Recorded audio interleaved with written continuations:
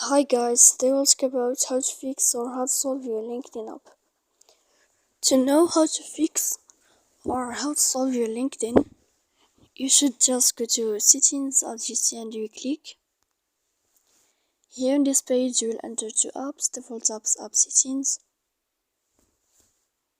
After that you click on LinkedIn and you click here in this page. After that we click on first stop and we click OK. Then we'll enter to the window of storage. Here we click clear cache. Don't click clear data because that can cause you errors in your app.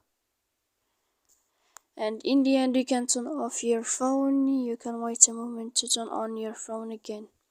So please don't forget to support us by like and subscribe.